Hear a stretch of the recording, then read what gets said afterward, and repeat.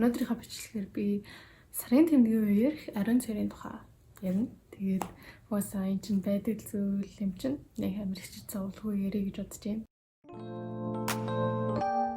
Би яг 12 нас хүрэхээс өмнө миний сарын тэмдэг ирж исэн. Эхний 2 хоногийн жилээ ерөөсөй цус гараагүй. Зүгээр юм сонин бор өнгөтэй юм гараад тэгээд би гайхаад ээжтэй яг хичээлдээ явахаас өмнө ээжтэй хэлээд чи ээж өө би нэмж ирсэн байна гэд. Тэгэл дэлгүүр ороод надад дамсаг авч өгч ирсэн. Яг биений юм ирэхэд бол надад 2 сонголт байсан л та. Тухайд бол тэгээд тэр 2 сонголт нь болохоор дамсаг эсвэл тампон байсан. 12 настай биений юм ирж исэн учраас тампон бол нэг амар бодож байгаагүй шууд дамсаг л авч 16 илүү 17 настай за одоо миний үеийн охтод амар амар эдэн шүү дээ яриад байсан учраас би за ямар эдэн бол доо гэж бодоод авч үзээд хийж үзсэн чинь айгүй тухгүй би бүрэн хийгээгүй мүү мэдгүй ямар ч гэсэн надад айгүй тухгүй санагдаад байгаа нь мэдрэгдээд тэгээ нэг цаг ч хүрэхгүй бараг 30-40 минут болгоо шууд гараад тэрнээс хойш ер нь дахиж нэг оролдоогүй. YouTube-ээр бас нэг удаа бичлэг үзчихсэн аахгүй юу? Би ингээд тампоно хэрэглэх ёстой цагаас хэтрүүлж хэрэглээд удаан дотроо байлгаснаас болоод toxic shock syndrome болоод тэгээ хөлөөд хариулцсан гэдэг эмэгтэй хүний түүхийн тухай бичлэг үзээд окей за энэ тампон бол миний юм биш юм байна гэж бодоод ер нь бол тампон ашиглаж байгаагүй тийм учраас ер нь бол 9-10 жилийн дамсаг л ашигласан. Toxic shock syndrome нь хичнээн ингээ ховорч гисэн ер нь бол тохиолдох боломжтой. Тампон дээр ялангуяа одоо магадлал нь арай ихсэд ирдэм билээ тийм учраас хэрэгэлдэг бол ер нь маш болгоомжтой зөв ашиглах хэрэгтэй. 17 настайдаа YouTube-ээр бас яг сарын тэмдгийн аяга desk гэдэг ингээд янз бүрийн өөр юм сонголтод гарч иржсэн аахгүй юу. Тэгээд YouTube дээр ингээл эмэгтэйчүүд гадаад эмэгтэйчүүдийг үзэл тэд нэр бүр миний амьдралыг бүр амар өөрчилсөн гэж ярихаар нь би сонсоод аягаа гэлээр амар эвгүй санагдал ерөөсө бодож ч үзэж байгаагүй. Одоо болохоор би сарын тэмдгийнхаа үеэр сарын тэмдэг аяга тэгээд угааж одоо хэрэглэж болдог даун дамсаг ашигладаг. Ягаад ер нь бол дамсаг ашиглахаар болсон бэ гэхээр дамсаг, тампон тэр нь одоо нэг удаагийн хэрэглээ яадаг. Нэг удаа хэрэглээ шууд хайдаг. Тэгэхээр байгаль орчинд маш ээлгүй. Дамсаг авахдаа би чинь сард ганц 2 юм авахд барыг 10-15 мянга болдог. Тэгээл сар болгон тэгэж авах чинь үндэл яг 5-10 жилийн дараа үнэхээр нэмэгддэг. Аяга тэгээд даун дамсаг ашиглаж эхэлснээр надад бол маш хэмнэлттэй болж ирсэн. Тэрийг бодолцож үзэж байгаа болж исэн. Нэг 5-10 жилийн турш хэрэглэж болдог. Нэг худалдаж авахаараа тэгээ Монголд болохоор үнийн судлаад үзэхээр нэг 30 мянгаас 70-80 мянга хавцаа гэдэм бэлээ. Одоо секс той хийхэд ашигладаг тийм силикон материалыг ашигладаг учраас дотроо ихэд ер нь бол аюулгүй гэж үздэг юм лээ. Тийм учраас би бол нэг айхгүй хэрэглэж байгаа. Сарын тэмдгийн аяганд болохоор өөр хэмжээ байдаг. За SN үү, M үү, XSN үү, L үү тэг янз бүр юм лээ брэндээс хамаарат. Тэгээ би болохоор яг S хэмжээтэй 20 мл дотор агуулгах боломжтой. Өөрөөрөө төрж байгааг учраас ер нь бол S хэмжээг сонгосон байгаа. Ер нь бол авч байгаа газраас ер нь асуусан илүү зүгээр өөрийнхөө байдлыг тайлбарлаж байгаа. Аяга тэгээд даун дамсаг ашигладаг болоод ер нь бол нэг удаагүй байна. Гэхдээ лидина тасаад ингээд яатсан учраас би бичлэг хийж байгаа. Анхны яг 2 удаа нь бол би ингээд нэг л тасч өгөхгүй айгүй эвгүй яг оруулж гаргаж эвгүй. Тэгэл миний биений юм нэг 5-6 хоногийн хооронд ирдэг байхгүй юу. Гэхдээ яг үндэ яг эхний 3 хоног нь нэлээд ингэж цус гардаг. Гэхдээ сүүлийн 2-3 хоног нэг тэгж гараад байдаггүй учраас аягыг яг 5-6 хоногийн турш өдөр болгон хэрэглэх надад жоохон дэмий санагдсан. Миний хувьд бол тэгээд санагдсан байхгүй юу. Яагаад гэвэл old blood хуучин цус чинь жоохон борофтор тэгээд тийм байдаг ш. Тасан багсаад ирэхээр оруулж гаргахад арай хэцүү болоод арай л тань хуурай болоод 10-11 цагийн дараа авахаар ингээд нэг л гаргахад ч хэцүү. Тэгээд харахаар тусан ч баг дөрөөгөө нэг жоохон тус гарцсан. Тэгэхээр ингээд за хажуугаар нь давхар юм даун дамсаг ашиглал зүгээр юм байна гэж бодсон байхгүй юу. Ер нь бол биений юм ирэхээс өмнө тэгээд дуусахаар нь би нэг 5-10 минут буцалгаад ариутгадаг. Биений юм ирсэн үед нь болохоор бүлээн явсан дугаагаа тэгээд ашигладаг. Янз бүрийн одоо folds, нуглаа байдаг. Аль нь ч өөртөө чинь тохирч магадгүй тийм учраас аль алингийн үед одоо тушаад үзэх хэрэгтэй. Энэ fold бол надад тохирч байгаа. Би өөрийнхөө аягыг болохоор Womanly гэдэг Emart тэгээд Instagram дээр байдаг тэр газраас авсан. 29 мянган төгрөг байсан баха. Аягны өнгө нь хэлбэр нь хэмжээ нь аягүй таалагдж байгаа. Гэхдээ ганц жоохон таалагдахгүй байгаа юм болохоор жоохон зузаан юм шиг санагдаад байгаа. Нингэн тийм уян хатна тиймийг сонгож магадгүй. Энэ болохоор жоохон цуцсан санагдаад байгаа. Гэхдээ одоохондоо бол ер нь бол гайгүй л байгаа л да.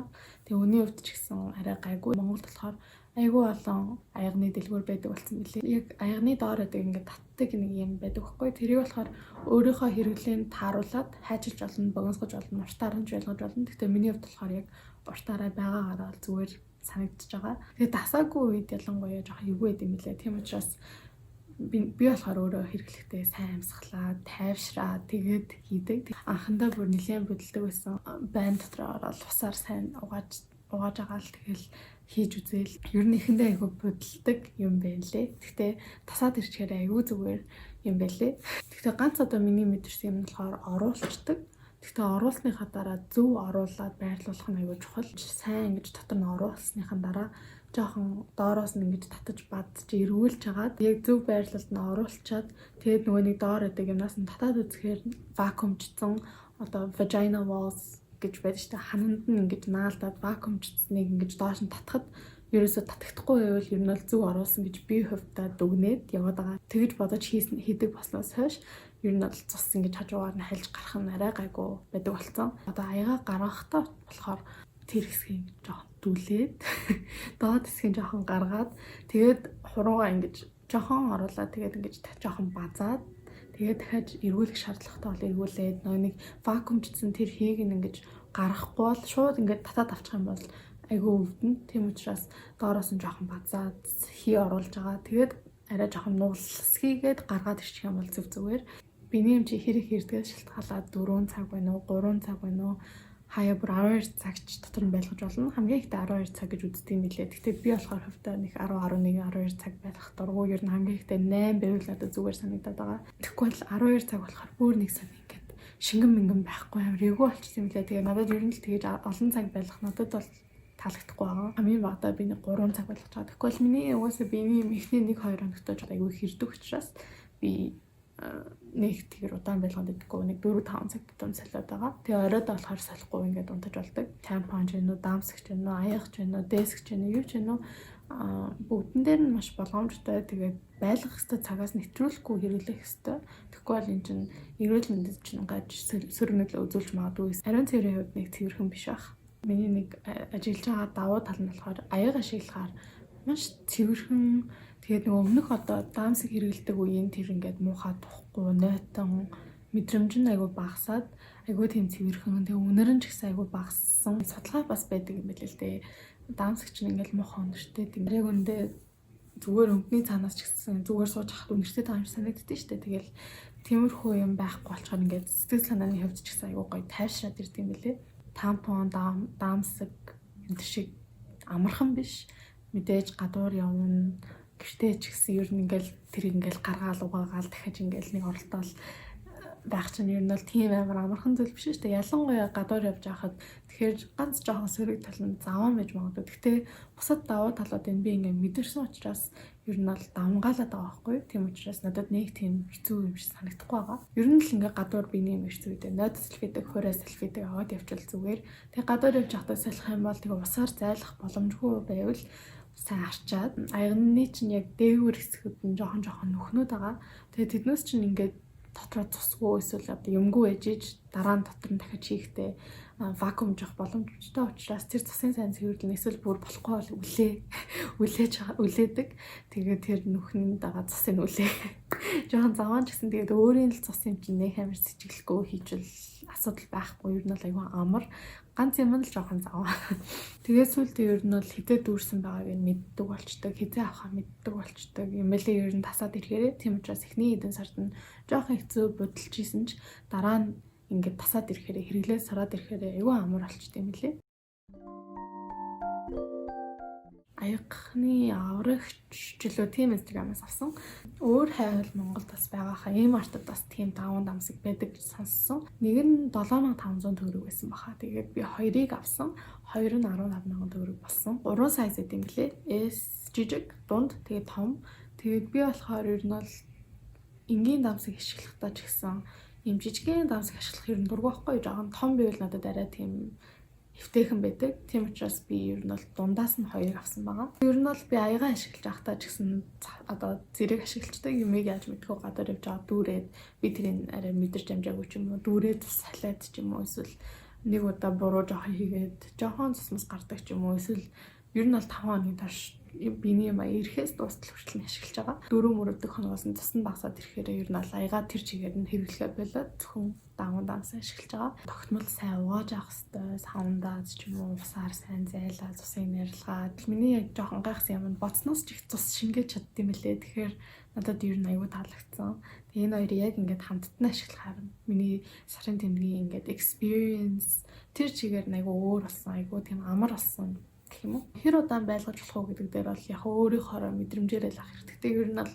нэг удаан байлгаад хэрэггүй л ах угаасаа тэгэхээр чи муухай өнөртэй болно, муухай мэдрэмж төрүүлнэ. Тэгээд эрүүл мэндэд чинь сөрөг нөлөө байж магадгүй.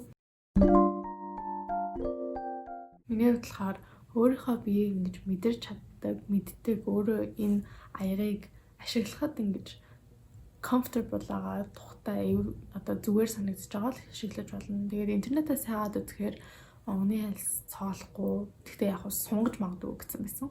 Тэгэхээр яг би 17 настай аягны тухай мэдчихэд гэжсэн учраас миний бичлэг үзэж байгаа 16 17 настай охин үзчихэд гэж ивэл тэгэл ашиглахгүй байхад зүгээр өөрийнхөө биеийг мэддэг болохоор хэрэглэхэд болно. Одоохондоо зүгээр даамсыг эсвэл даун даамсыг ашиглаж болох байх гэж бодож байна. Өөрийгөө чадна гэж бодож ивэл өөрийгөө зүгээр гэж бодож ивэл ашиглаж болох байх. Өөрөө сайн бодох хэрэгтэй, өөрөө шийдвэрээ гаргах хэрэгтэй байх гэж бодож байна. Онгоны хайлс одоо сунгах боломжтой гэхдээ цоолох боломжгүй гэсэн байсан боловч хэн мэдэх вэ те.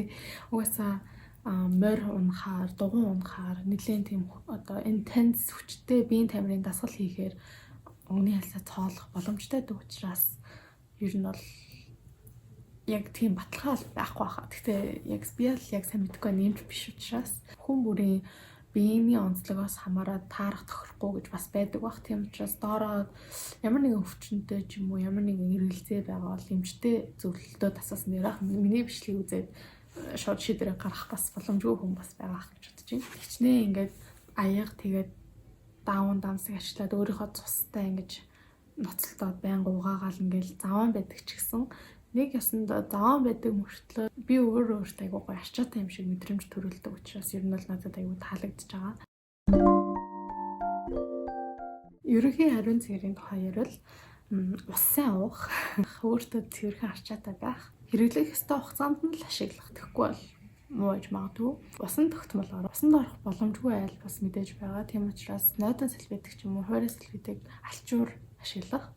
Хүнсний хувьд болохоор эрүүл жимс ногоо чатгаараа сайн идэг. Тэгээ ерөнхий одоо ариун цэврийн талаар бичлэг хийлгэмээр байвал доор комент бичиж болно, асуулт тавьвал бичиж болно. Боломжтой бол бичлэг хий. Ер нь бол хиймээрээ. Би сарын тэмдэг ирэхээр нэг иймэрхүү байдлаар цэвэрхэн гоё арай нэг тийм эвтэйхэн байдлаар өнгөрүүлдэг. Нэр хажуугаар нь жоохон ч гэсэн дасгал хөдөлгөөн хийж авах зүгээр. Тэгээс хитрхи тийм хүнд дасгал бас хийдэг юм. Миний одоо ярмаар байгаа юм нь болохоор ер нь бол миний мэрэгжилтэй жоохон холбоотой зүйл байхгүй. Period poverty гэж зүйл байдаг. Хөгжиж буй орнуудад эсвэл буурай орнуудад сарын тэмдгийн үеэрээ даамсаг, тампон, иймэрхүү юм худалдаж авах боломжгүй охтууд маш их байдаг. Энэ нь ингээд тэр охтын амьдралд нь маш ихээр нөлөөлдөг. Одоо сэтгэл санааны хувьд ч нөлөөлж болно. Тэгээ биений юм ирээд тэргэж даамсаг, тампон ашиглах боломжгүй учраас сургуультаа явахгүй ч юм уу боловсролд нь нөлөөлж болно, сэтгэл санаанд нь нөлөөлж болдог. Манай Монгол бол хөгжиж буй улс учраас даамсаг худалдаж авах боломжгүй охтууд эмэгтэйчүүд бас байгаа гэж би бодож байна. Уг нь бол ингээл бидний ингээд биений юм чинь ирдэг юм энгийн зүйл шүү дээ.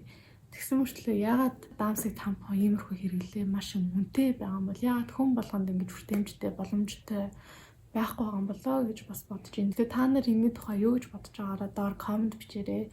Эсвэл над руу Instagram-аар DM бичээрэй. Та нарын хувьд ямар байдаг вэ? Иймэрхүү асуудалтай тулгарч ирсэн үү гэж. Охтууд ингээд байгаа, тиймэрхүү эмэгтэйчүүд байгаа гэхээр надад л айгүй хэцүү санагдаж байна. Бидний ингээд ирэх хэвээр юм л ирж идэг тэгсэн мөртлөө санхүүгийн боломж байхгүй учраас ариун цэврийн хэрэглэл авах боломжгүй ч юм уу. Тийм учраас магадгүй энэ аяг эсвэл даамсаг бас тэдний хувьд бас ингээд гоё хэрэгтэй юм байж болох юм болов уу гэж бодоод би гоё giveaway хий гэж бодсон байхгүй. Данч одоохондоо ингээд локдаун болцсон, карантинлагдаад хөл хорой тогтоосон байгаа учраас боломжгүй болчлаа. Гэхдээ та нар энэний тухай гоё бодож байгаа санаа ч юм уу тийм байвал комент бичээрэй. Тэгээд за дараагийн бичлэгэн дээрээ уулзцгаая. Өнөөдөр хэрэгтэй юм сонссон бол бас гоё комент бичээрэй. Санал бодлоо хуваалцаарай. Миний бичлэг үзсэнд баярлалаа. Тэгээд дараагийн бичлэгэн дээр уулзцгаая. Баярлалаа.